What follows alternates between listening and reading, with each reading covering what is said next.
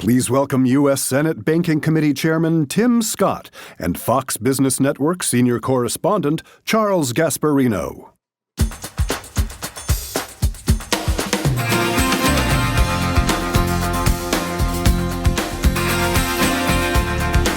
Morning, Charles. Thanks for joining us. Absolutely. Really appreciate it. Good to be with you. Full disclosure, I am a constituent. Oh my, that means you're my boss, in other words. Oh my goodness. Just so you know, I was born in the Bronx. I grew up in New York. The last place I'd ever thought I'd end up is South Carolina. If you told me 30 years ago, you're going to end up in South Carolina and buy a house and love it. So far, so good? It's great. Now, tell me, how did you convince so many people like me to get down there? Because if you look at any map now, South Carolina might be the fastest growing state, right? 100%. Per capita, we are the number one state in the nation for population growth. As a matter of fact, if I had my druthers, I would probably choose who gets to come. But I make the cut. You'd make the cut. You make the cut. Okay. One of the things we have, great beaches, sand, sunshine, friendly people, amazing food, and a pretty high quality of living. And so we're seeing a lot of folks move to South Carolina. We've also seen with the incredible growth in Florida, we call folks halfbacks. They move from New York down to Florida. Too many storms, they move halfway back to South Carolina. So we're seeing a lot of growth in South Carolina. I interviewed Governor DeSantis. I wish I knew that halfback line because that would be a good one. A good business climate, too. Tremendous. I mean, we have seen such an explosion. This really started back in 2009 when people saw the largest economic announcement in America was Boeing making the decision to move their operations, major part of their operations, to Charleston. Right. And since then, we've seen, just last year, Google made the decision to build a $9 billion data center in Dorchester County, in the Tri-County area, the Charleston metropolitan area. You've seen one of the largest EV companies, battery companies, move to South Carolina. BMW, their largest presence on the planet, is in South Carolina. The port of Charleston, $3 trillion of business. Ross Perot Jr. has a location in South Carolina. So we have a lot of firepower for the state of our size because we are not just business friendly, we are actually hunting for the next big thing. Will you cut the income tax ever? Like get rid of it? As a matter of fact, there's a number, I would love you to do that, but 100%. I think one of the challenges that we have in South Carolina is that we still have an income tax that's just too high. If you look at states like Tennessee and Texas, Florida, our major competitors, they've taken their, especially Tennessee recently, down to zero. My goal is to see our next governor focus on this issue. I'm encouraging all the gubernatorial candidates to take seriously. If you want to attract even more business to South Carolina, you've got to eliminate the income tax. And I served in the State House for 2 years, and one of the things I recognized then was that we have these sacred cows in South Carolina where they've had so many preferential treatments from a tax perspective, that getting the tax code to be fair, it's difficult because the folks who are the sacred cows, they don't want to give it up yet. What's a sacred cow in South Carolina? Now that I'm a constituent, I'd love to know. Yeah, good example. If you buy a $100,000 Lexus, or if you buy a $20,000 Toyota, the sales tax is $300. Okay. In most places, the sales tax is consistent with the value of the vehicle. In South Carolina, it's set at $300, which is to the disadvantage of every other person paying taxes. In other words, the more times you take something off the tax roll, someone else has to absorb that tax. Right. There's no magic in taxation. Someone's going to pay it. The only question is, how do you do it? And it's a consumption tax, as it should be. Exactly. Income tax. You are also, as most people know, the chairman of the banking committee. You played a key role in moving Kevin Warsh out of committee to the full Senate. He'll be, I assume, on a party line vote at least, confirmed as Fed chair. Yep. Very soon. Jerome Powell, the man he's replacing, much to the chagrin of Mr. Trump, yes, is staying on. What do you think about that? Staying on as Fed governor. Yeah. It is in the law that he can do it. Yeah, so he can stay to the end of 2028 or maybe middle of January 31st, 2028 is when he would have to get off. The truth of the matter is he's breaking 75 years of precedent. Every time you get a new chairman, the former chairman leaves. That's good news, because what you don't want are these philosophies in conflict. And I think Jay Powell's making a significant mistake, significant decision, but really bad one. I think for the country and for the Fed, it would be best if he left. Right, because the Fed, as you know, the chairman doesn't have unilateral control, right? Yep. He, just for people that don't know this, he has to rule by some sort of consensus. Exactly. And he would be there. So how do you get rid of him? Prayer. Lord, we need some prayer on this issue. Honestly, I think it's going to be his decision. All signs point to his departure before 28, but I do think he's maybe just poking the president in the eye a little bit. So the reason why he's staying, he's saying, well, listen, you still got this bogus investigation of me going on. Well, it's no longer at the DOJ. It's now with the Fed Inspector General. And, I can't leave unless you get rid of that investigation. Well, actually, the good news is the DOJ role is over. Right. The one thing we were able to do, and we've worked on this for a long time, we give a lot of credit to Jay Clayton, right, actually, who's the U.S. Attorney in the Second Southern District. Know him well. A smart man. dude, Yeah. Former SEC chairman. He really worked with us to find the path where we would take a criminal investigation and send it over to the IG, so that the IG, having all the tools necessary to do a thorough investigation, would get done. And if there's a necessity for a criminal referral, it'll happen. But the truth of the matter is that, having been the person asking the question. Yeah, you were key to asking the question about the Taj Mahal on the Exactly. wall, the redo of the Fed headquarters, which some say was over, came in way over budget. You asked the question. Exactly. And I saw no criminal intent. I saw nothing that was someone who's unprepared without any question, right, but any criminal nature whatsoever, none at all. So, do you think there was negligence in the building, in the cost of that thing? It is certainly incredibly over budget, but the one thing we should do is give the IG an opportunity to dig into all the information to figure it out. I don't know what were the change orders, don't know why. I don't really understand the entire process. And one of the things that we were hunting when we were looking at it was, why do we need a beehive garden at the top? So there were aspects of the renovations that were challenging to absorb as a taxpayer. The question, however, goes beyond whether or not they were building what they had designed. The question is, why were the costs so exorbitant? And we don't have the answer. The only way to get the answer to that question is to have the IG. We all have confidence in Horowitz to do his work. That requires patience, something we're not really well known for. Yeah, I know. One solution I heard was to take away his various privileges, to convince Mr. Powell to leave, maybe get rid of his parking space, put his office in the basement. I've heard that from legitimate people. Are people talking about that? Seriously? Yeah, I think the biggest opportunity to get Jay Powell to leave is just truth. Truth is, you don't want your predecessor having impact on the Federal Reserve. And he will if he stays. 100%. Yeah. If you believe in the independence of the Fed, then Jay Powell himself needs to leave. It is in the best interest of the country and the Fed for us to have a Fed focused on their dual mandate and not on who's in charge, who has influence. Right. People forget Jerome Powell veered off into very political areas. ESG was a big one. And climate. I mean, the truth of the matter is, when you look at the two out of the three biggest bank failures in American history, SVB being one of them, Silicon Valley Bank, was an interest rate issue. It was a liquidity issue. Unfortunately, even with 31 plus MRAs, the Fed's oversight they were distracted.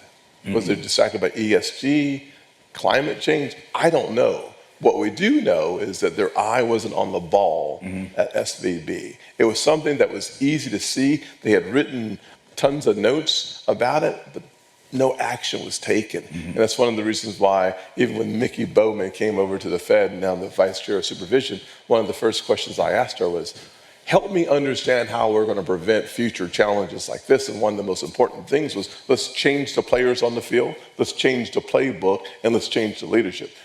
If she had just said one of the three, it would have been hard for me. But the fact that she recognized that you have to have not only a change in the leadership, she becomes the Vice Chair of Supervision, change in the playbook, what we're going to do as it relates to our focus, but the people going into the institutions have to be different as well. And that's how we make sure that once a MRA is written, there's follow-up. Leadership and the players on the field make a big difference. You're in the banking committee, so you have a special interest in this. How did we get to a place where people were debanked based on political beliefs? I mean, Donald Trump's businesses were debanked after he left office in the first term. Melania was debanked, I believe. Yes. I actually broke a few stories about this, and, you know, people at JP Morgan and Bank of America were pretty honest. They said, listen, we debanked them based on pressure from the Biden administration. Yes. How is that legal in any stretching imagination? And by the way, it wasn't just political. Heterodox businesses like crypto were debanked. Yeah, listen, frankly, the oil and gas industry was debanked as well.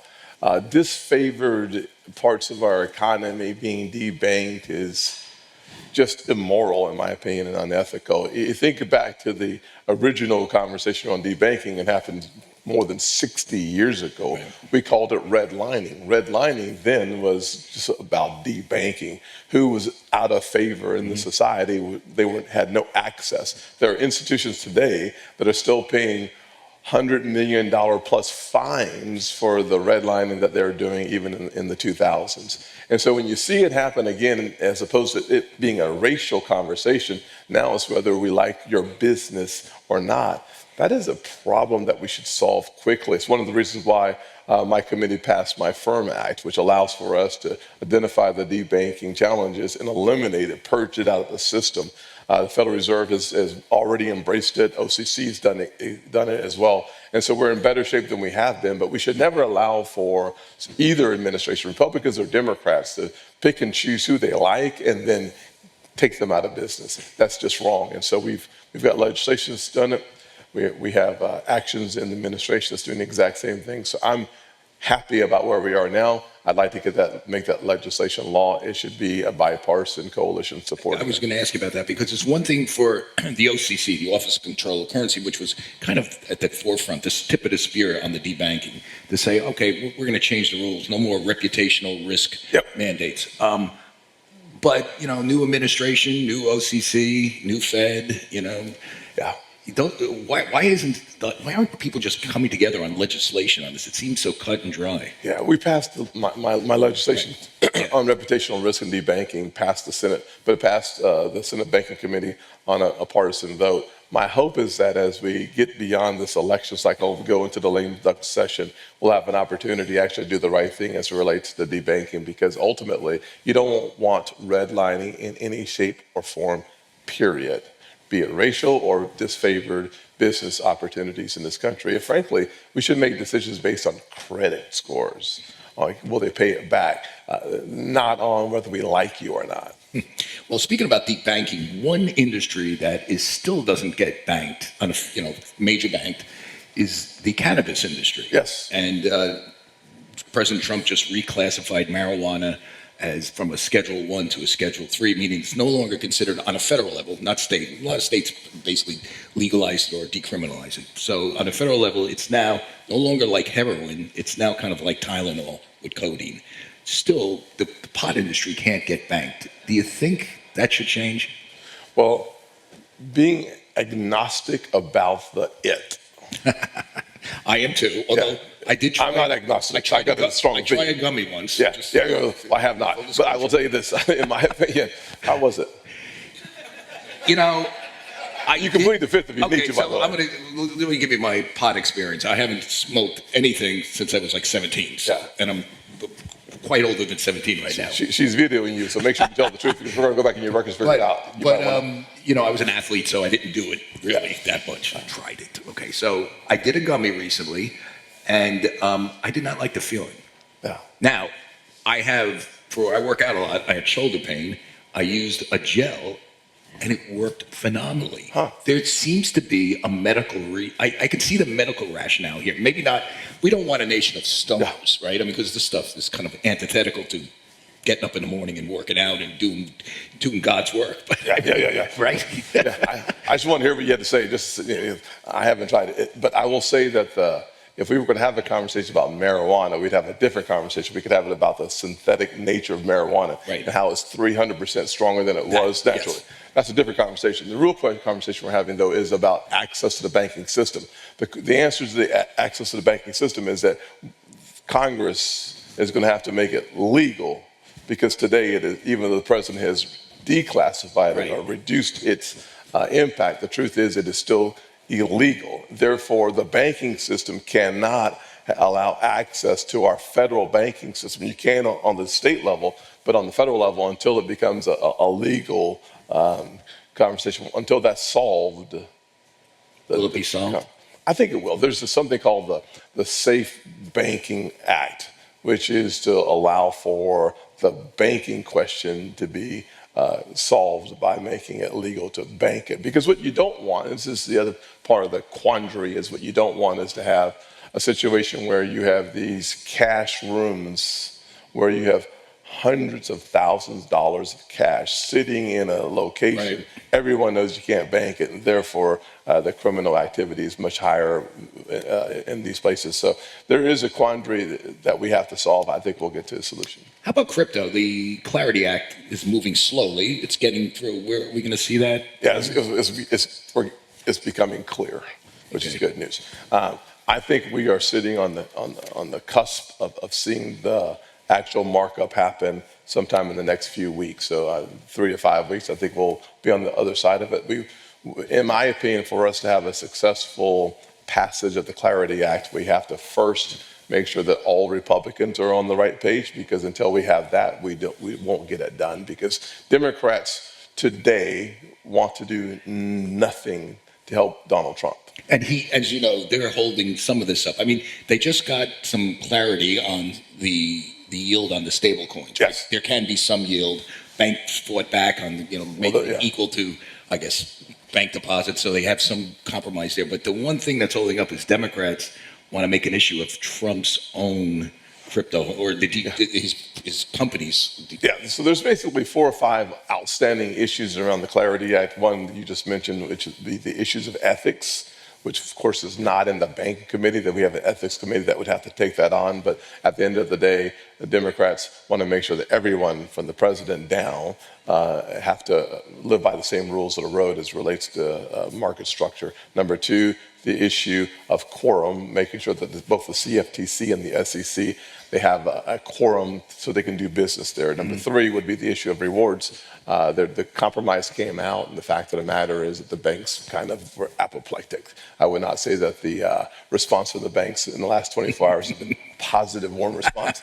It's been like, OMG, so not very good so far. But the compromise put in place, what we wanted to make sure is that if it looks like a duck, walks like a duck, it might be a duck. So we wanted to make sure that a savings account and your stable coins are treated differently, because they are very different. Number 1, savings accounts are fractional tools. You have a fractional investment in the background. Number 2, stable coins are dollar for dollar. It helps our treasuries as well. So solving that problem. Invest in the stable coins, invest in treasuries. Yes, dollar for dollar. We got a minute left. I'm getting the red light here.